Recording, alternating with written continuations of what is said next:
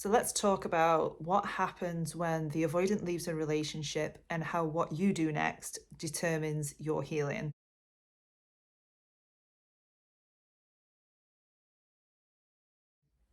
Hi, I'm Amy, and welcome to my channel. Here we discuss attachment styles. I'm a certified attachment style coach. And in today's video, we're going to talk about whether the avoidant actually misses you and what's really going on. But first, I want to talk about why the avoidant pulls away in the first place. So if you followed this channel for a while, I've done quite a few videos on avoidant attachment style, and I've also been in long-term relationships with avoidant partners. What you will find when you're in a relationship with an avoidant is that there is a lot of emotional disconnection and a lot of pulling away. And this tends to happen when you've gone through the honeymoon phase, you've gone through the dating and honeymoon phase, and then all of a sudden there's expectation. So maybe it is that you tried to discuss a need, for example, that you had. And this really triggers the avoidance fear. So it triggers their attachment style, the fears coming up. So what exactly is it that they're afraid of? Well, they're afraid of vulnerability and intimacy. So they're afraid of being engulfed in the relationship. And what their protection mechanism is to push away. They want to get away from the situation so that they can get a sense of safety. Another fear that they have is the fear of losing their autonomy. When the relationship develops, in an avoidance mind, a relationship should be you meet your needs and I meet my needs. There is no crossover, there is no interdependence.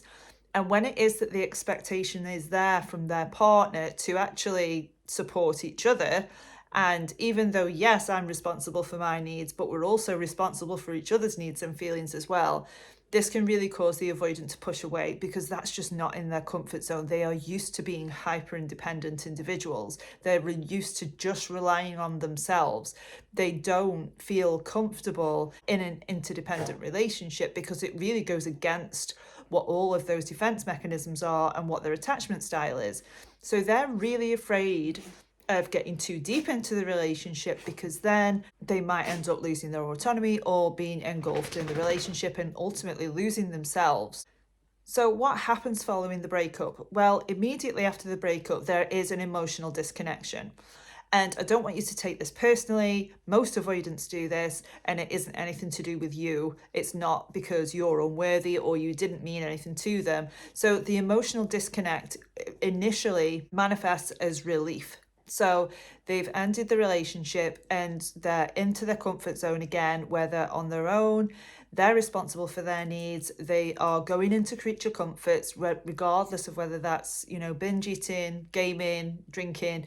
They'll do that to suppress their own feelings. So immediately after the breakup, they don't feel the emotions. They're actually feeling a sense of freedom and relief.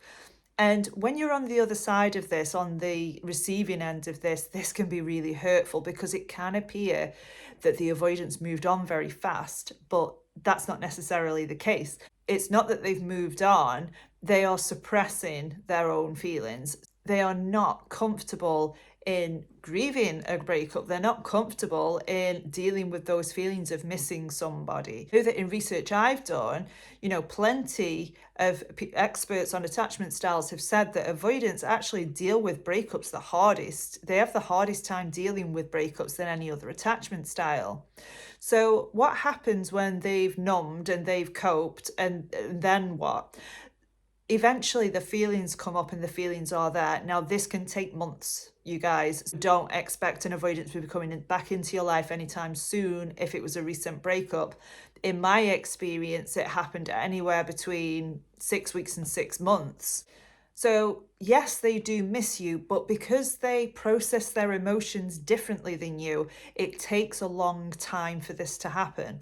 And the second aspect of this is that they will start to miss you when it feels safe to. I mean by that is that they might start missing you when you've moved on.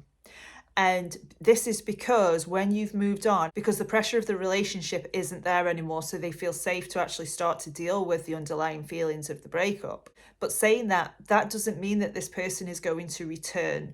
It's really important that you deal with your own feelings, that you take accountability for your side of the street, and you start to heal from this relationship and start to move on. Go no contact with this person if you can. Now, a lot of people who I've certainly coached think that, okay, I've done no contact for X amount of time, so I'm going to start messaging them again.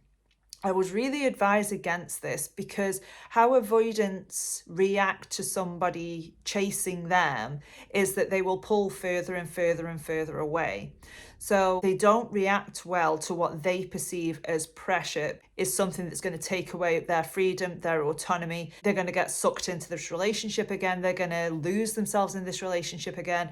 So I would definitely advise that you don't chase. And if it is that you want this person back in your life, still go along your healing journey and make sure that you do your best to become more secure, and ask yourself whether you still want that person then.